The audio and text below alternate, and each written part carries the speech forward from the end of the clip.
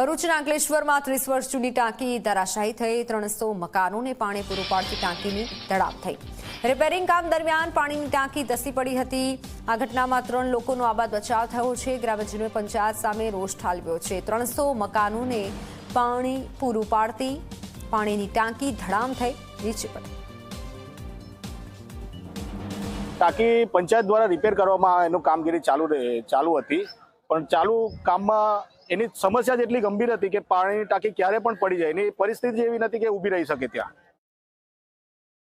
જે આ ટાંકી ધરાશાયી થઈ છે એનું અમને દુઃખ પણ છે, અને હમણાં જે પાણીની વ્યવસ્થા વૈકલ્પિક રીતે બોરથી ડાયરેક્ટ પાણી હમણાં પહોંચાડવામાં આવશે, અને પાણીની ટાંકી ખૂબ ઝડપથી અને પ્રોસેસ ચાલુ જ હતી। અમારા બેન લોકો જે અવારનવાર જે અહીંયા વહીવટ કરે છે, અમારી મહિલા મંડળ દ્વારા અમને વારંવાર રજૂઆત પણ કરી છે, અને એ રજૂઆતના પગલે અમે સ્વજલ ધારા વાસ્મોમાં પણ આ ફાઇલો મૂકી છે, અને જિલ્લા પંચાયતમાંથી પણ મંજૂરી આવી ગઈ છે, અને ટાંકીનું કામ પણ ઝડપથી ચાલુ થશે।